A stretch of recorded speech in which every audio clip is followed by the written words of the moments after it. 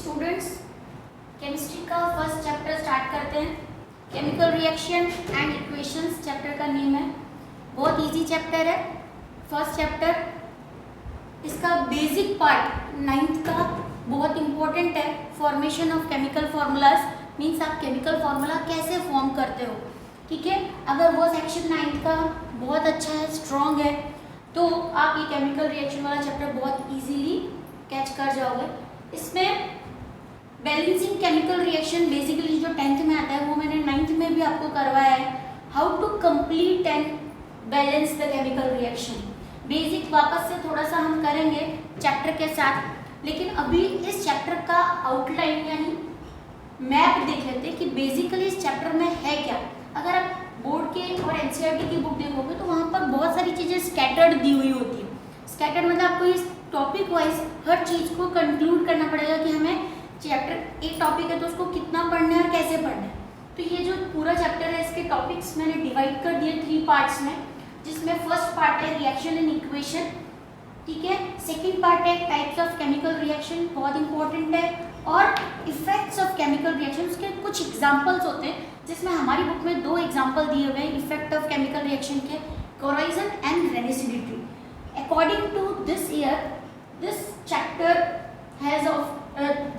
Is of 4 marks, ठीक है। अभी के अकॉर्डिंग ये 4 मार्क्स का है, आगे का जो भी क्राइटेरिया हो, लेकिन वेटेज नहीं देखे। अगर हम इसको चैप्टर को प्रिपेयर करने के लिए और लर्न करने के लिए अगर देखेंगे तो ये बेसिक चैप्टर है जो केमिस्ट्री का, ये चैप्टर आपको समझ में आना ही चाहिए। अगर आपको ये लगता है कि केमिकल रिएक्शंस कैसे होती हो और हम कैसे आइडेंटिफाई करेंगे कि ये एक केमिकल रिएक्शन है। तो छोटी क्लासेस में यानी 6th 7th 8th में 2 टर्म्स आई थी, physical change and chemical change. आप कैसे डिफाइन करोगे कि जो भी चेंज हो रहा है या हम जो ऑब्जर्व कर रहे हैं वो फिजिकल चेंज है कि केमिकल चेंज है। तो केमिकल चेंज में हमने कुछ पॉइंट्स या रिएक्शंस हम देखते हैं कि अगर मॉलिक्यूल या कंपाउंड की स्ट्रक्चर में चेंज हो रहा है तो वो केमिकल चेंज होता है। जैसे अगर वाटर बॉईल हो रहा है या आइस से वाटर पे फॉर्म आइस मेल्ट हो रहा है तो वो एक फिजिकल चेंज है, क्योंकि वहाँ पर वाटर के फॉर्मूला यानी H2O में कोई चेंज नहीं होगा, है ना। तो फिजिकल चेंज में बेसिक स्ट्रक्चर यानी बेसिक केमिस्ट्री जो है वो चेंज नहीं होती है, जबकि केमिकल चेंज में मॉलिक्यूलर फार्मूला होता है वो चेंज हो जाता है, वो उसका पूरा जो केमिकल स्ट्रक्चर है वो चेंज हो जाता है, तो वो केमिकल चेंज होता है। केमिकल चेंज को ही अगर हम फॉर्मूलाज और रिएक्शन की फॉर्म में समझाते हैं तो उसको बोलते हैं केमिकल रिएक्शन। हर केमिकल रिएक्शन के 2 पार्ट होते हैं। अगर आपने देखी हो कोई भी केमिकल रिएक्शन देखी हो, जैसे हमारी बुक में दी हुई है magnesium plus oxygen gives magnesium oxide, means magnesium ribbon है, मैग्नीशियम का एक फाइन स्ट्रिप है। अगर उसको आप एयर की प्रेजेंस में बर्न करते हो तो आपको वाइट डस्ट मिलता है जो मैग्नीशियम ऑक्साइड का होता है ना। तो अब ये रिएक्शन हमने बोला है, हमने क्या लिया, जब हम इसको लैंग्वेज में बोलेंगे तो हम बोलेंगे magnesium when react with oxygen give magnesium oxide. अब इसी को केमिस्ट्री के लैंग्वेज में हम कैसे लिखेंगे, मैग्नीशियम का formula plus O2 gives MgO। So this side का जो ये साइड का पार्ट है ना, उसको बोलते हैं लेफ्ट हैंड साइड का जो पार्ट है उसको बोलते हैं रिएक्टेंट, और हमको जो राइट हैंड साइड मिलता है उसको हम बोलते हैं प्रोडक्ट। तो in every chemical reaction there are 2 parts, reactant and product. फिर ये जो एरो है इसको बोलते हैं गिव्स, है ना। तो magnesium and oxygen reacted and gives magnesium oxide. यहाँ पर अगर कुछ भी लिखा हो, जैसे अगर हमने इसको एयर के प्रेजेंस में बर्न किया या हीट किया तो हीट का एक सिंबल होता है, तो रिएक्शन कंडीशन एक्सप्लेन करने के लिए एरो के ऊपर या नीचे हम लिखते हैं। जैसे सनलाइट की प्रेजेंस में और क्लोरोफिल के प्रेजेंस में कौन सी रिएक्शन होती है, फोटोसिंथेसिस, तो हम उसको एक्सप्लेन करते हैं। तो यहाँ पर इस एरो के ऊपर क्लोरोफिल और नीचे सनलाइट लिखते हैं। वो रिएक्शन भी हम देखेंगे, एक टाइप में आएगा।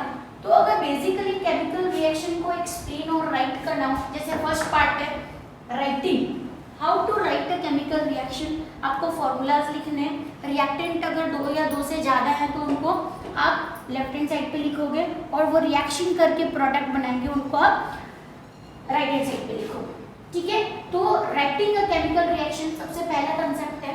How you will write the chemical reaction, पीछे एक्सरसाइज में भी दिए हुए हैं, कुछ दिया हुआ होता है, जैसे hydrogen and chlorine react to form hydrochloric acid. तो अब इसको आपको लैंग्वेज में दिया हुआ है, आपको इसको फॉर्मूला यानी केमिस्ट्री में लिखना है H2 + Cl2 gives HCl। Okay, जब आपने एक बार केमिकल रिएक्शन लिख लिया तो नेक्स्ट जो पॉइंट आता है very important, balancing the chemical reaction means how you will balance the reaction.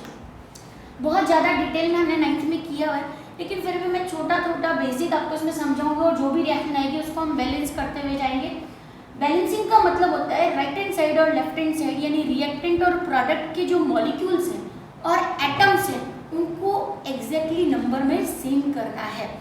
ये मास कंजर्वेशन भी एक्सप्लेन करता है, means law of conservation of mass, यानी राइट हैंड साइड पे और लेफ्ट हैंड साइड पे जब रिएक्शन होती है तो मास दोनों साइड एटम का सेम रहना चाहिए।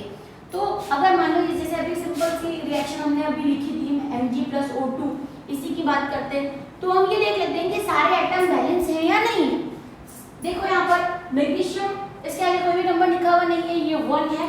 ऑक्सीजन के नीचे 2 लिखा हुआ है क्योंकि ऑक्सीजन एक डाई एटॉमिक गैस है, ओनली O, कुछ नहीं होता है, it is only a symbol of oxygen.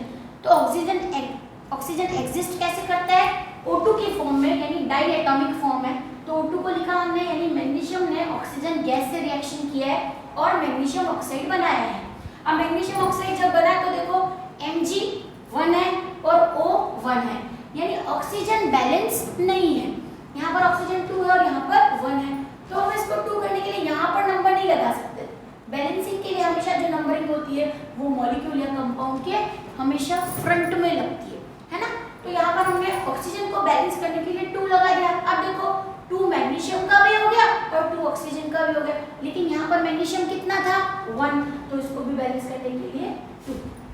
तो अब देखो 2 मैग्नीशियम हो गए, 2 मैग्नीशियम इस साइड हो गए, दोनों साइड मैग्नीशियम हो गए 2 and 2 एंड ऑक्सीजन इधर भी 2 और इधर भी 2।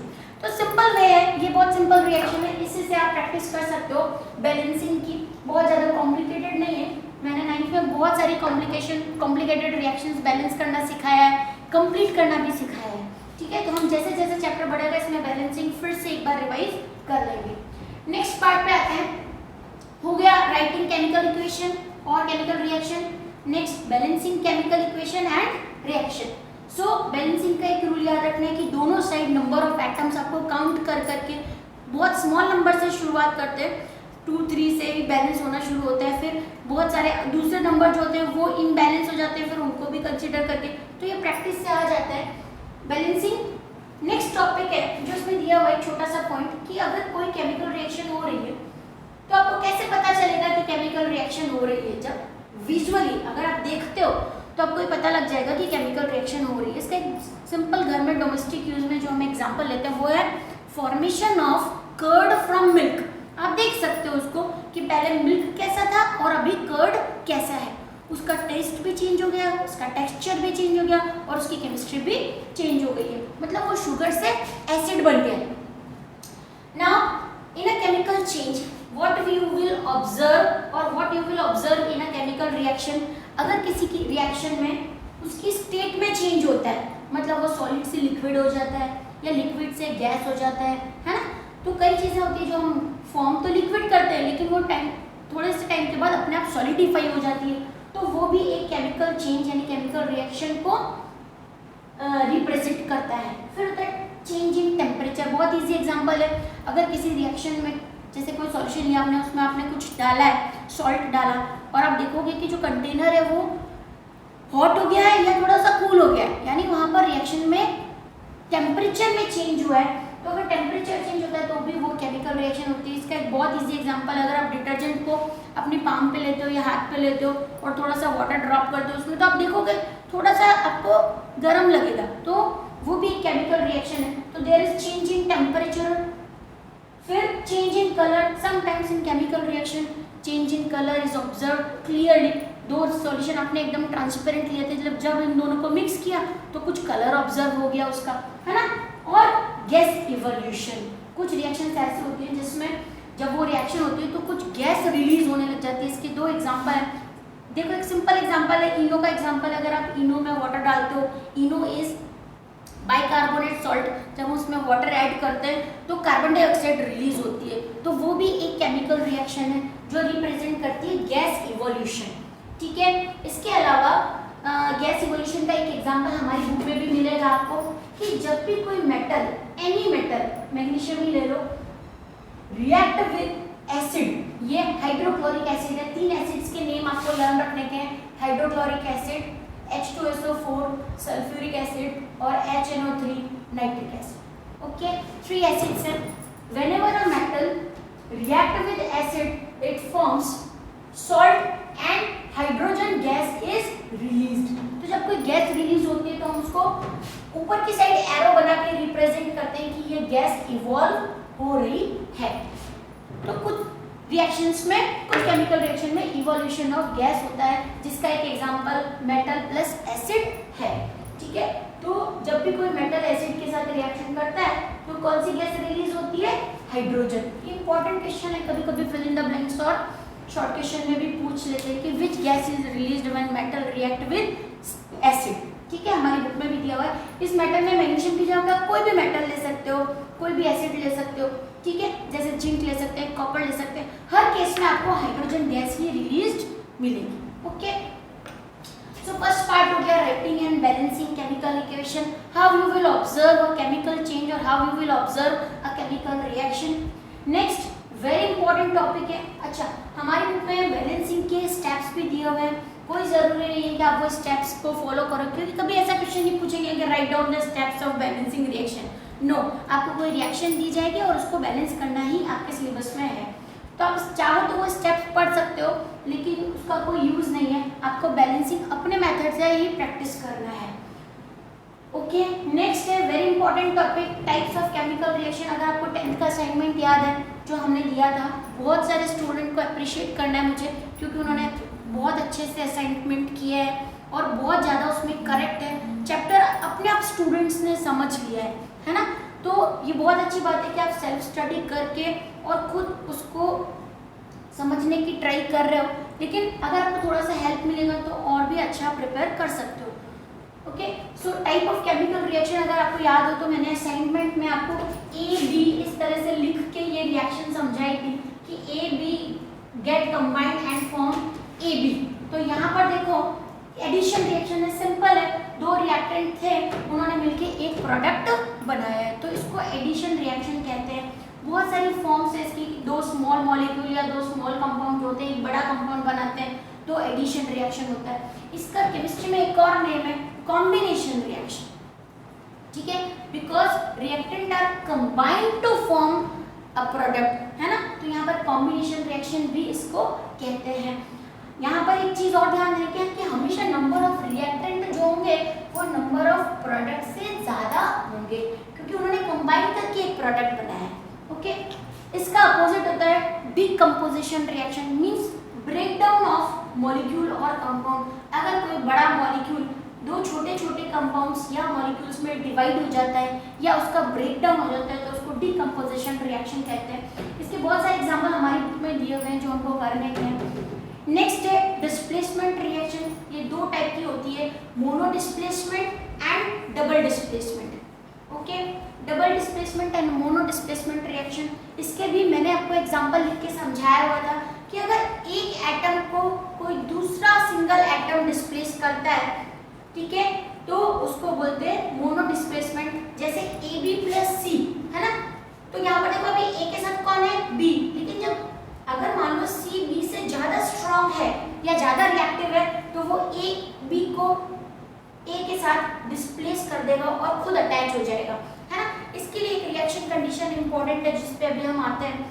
तो ये मोनो डिस्प्लेसमेंट हुआ, मोनो मतलब one atom is displaced by another, और डबल डिस्प्लेसमेंट में क्या होता है कि दो एटम जो होते हैं वो दोनों एक दूसरे को सब्स्टिट्यूट कर देते हैं। जैसे यहाँ पर देखो, सपोज करो A B plus C D है, तो अभी ए के साथ कौन है? बी, लेकिन जब रिएक्शन होगी तो ए के साथ सी आ जाएगा और बी के साथ कौन आ जाएगा? डी। तो देखो ये डबल डिस्प्लेसमेंट है, दोनों एटम्स की पोजीशन जो है वो चेंज हो गई है। पहले ए के साथ बी था, अभी सी है, और पहले सी के साथ कौन था? सॉरी, हाँ, पहले सी, यहाँ पर सी के साथ कौन था? डी, तो यहाँ पर क्या आ जाएगा? B and C. ओके, तो उसको बोलते हैं डबल डिस्प्लेसमेंट। ये यहाँ पर हम सिर्फ समझने के लिए ए बी से कर रहे हैं, हम केमिकल रिएक्शन के थ्रू ही ये सारा समझने वाले हैं, है ना। नेक्स्ट है ऑक्सीडेशन रिडक्शन। हमारी बुक में एग्जांपल बहुत इजी से दिए हुए हैं कि in any reaction if oxygen is added, है ना, this reaction is known as oxidation, and in any reaction is if hydrogen is added, this reaction is known as reduction. तो ऑक्सीडेशन में ऑक्सीजन ऐड होता है और reduction में hydrogen add होता है।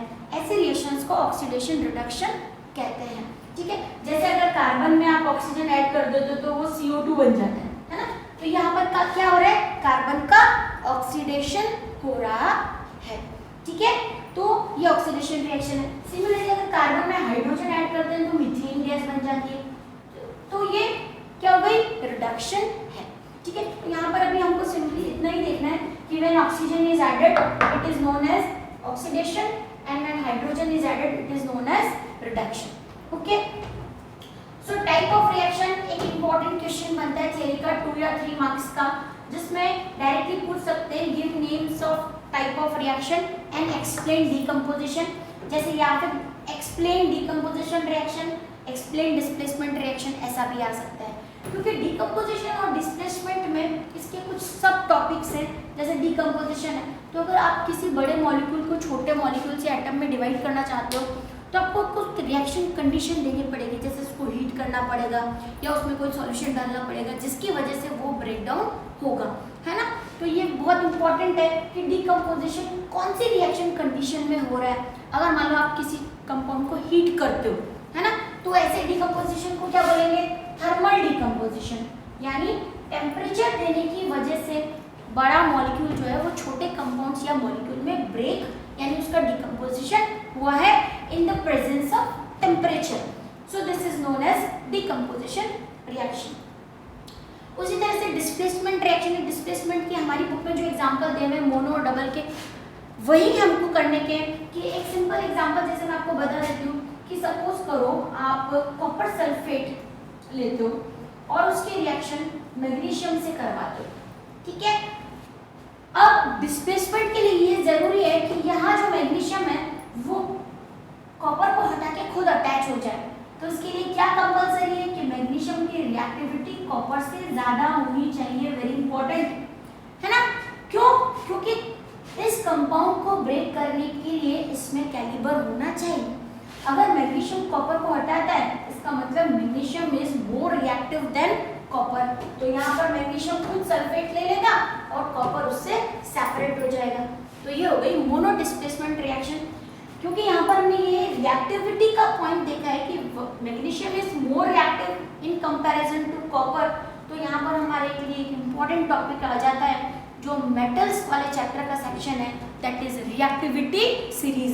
यानी एक मेटल का ऑर्डर है कि एक मेटल दूसरे मेटल से कैसे ज़्यादा रिएक्टिव होती है, उसका एक ऑर्डर दिया हुआ है। उसी ऑर्डर के अकॉर्डिंग हमको ये डिसाइड कर सकते हैं हम कि कौन सी मेटल किसको डिस्प्लेस करेगी। अगर मान लो आप ये कहते हो कि नहीं हमने तो मैग्नीशियम सल्फेट लेना है और उसकी फिर रिएक्शन हमको कोई भी लीस्ट रिएक्टिव यानी कॉपर से करवानी सपोज, तो अब यहाँ पर रिएक्शन नहीं होगी।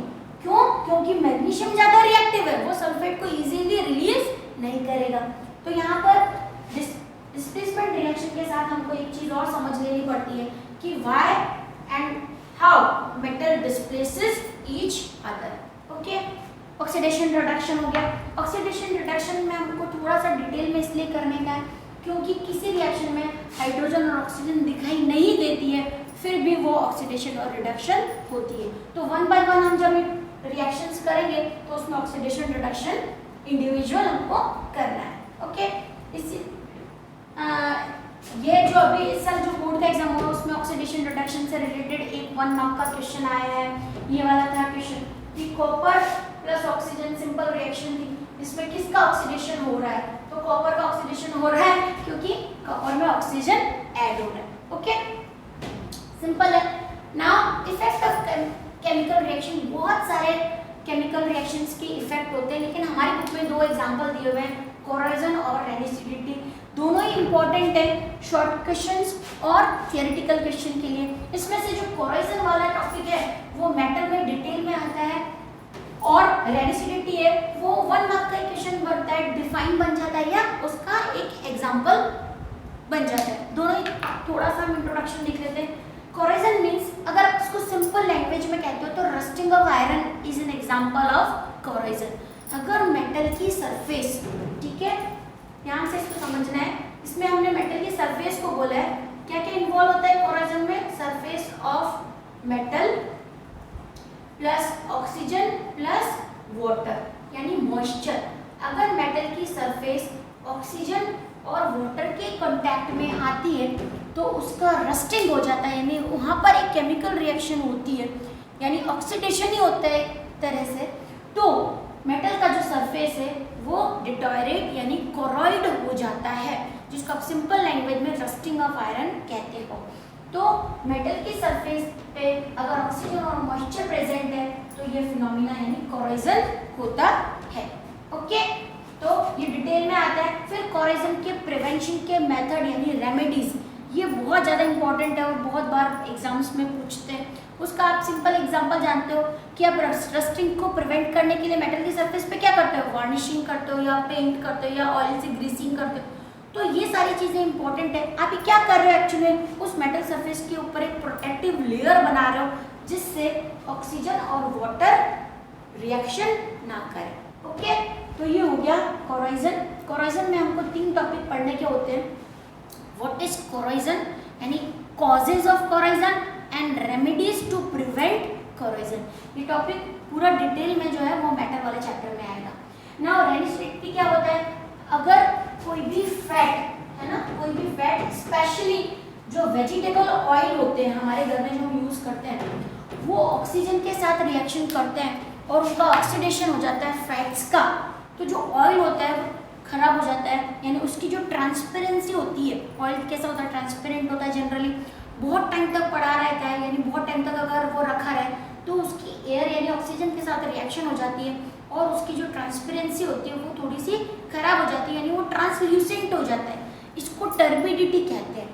तो for a long time if fat reacted with oxygen it get oxidized and the texture of oil, है ना, यहाँ पर टेक्सचर ऑफ ऑयल की बात करते हैं, वो जो होता है वो खराब हो जाता है। इस प्रोसेस को रेडिसिडिटी कहते हैं। इस रिएक्शन में क्या हो रहा है? फैट जो होता है वो ऑक्सीजन से रिएक्शन करता है। सो this is all about the chapter 1 chemical reaction and equation. इतना सारा हमको इस चैप्टर में पढ़ने का है, बहुत इजी चैप्टर है। इसके पीछे की एक्सरसाइज भी बहुत इजी है, हम एक्सरसाइज भी डिस्कस करेंगे क्योंकि 70% जो पार्ट होता है वो बैक एक्सरसाइज पे इम्पोर्टेंट होता है बोर्ड में, है ना। ये चैप्टर हमने इस तरह से समझ लिया है कि अब हमने केमिकल रिएक्शन बैलेंसिंग सबसे पहले करने का है, फिर उसके बाद हम टाइप ऑफ रिएक्शंस पे आएंगे और उसके बाद जो लास्ट के 2 छोटे छोटे टॉपिक बचते हैं, कोरोजन एंड रेडिसिडिटी। तो in this way this chapter will take 2 or 3 lectures for completion. उसके बाद आपको बैक एक्सरसाइज करनी है। जिन स्टूडेंट्स ने असाइनमेंट कंप्लीट कर लिया है, ये चैप्टर फिनिश होने के बाद फिर से मैं वो असाइनमेंट चेक करूँगी और एनालिसिस करो आप लोग कि आपने कितना करेक्ट किया है। Okay, thank you very much.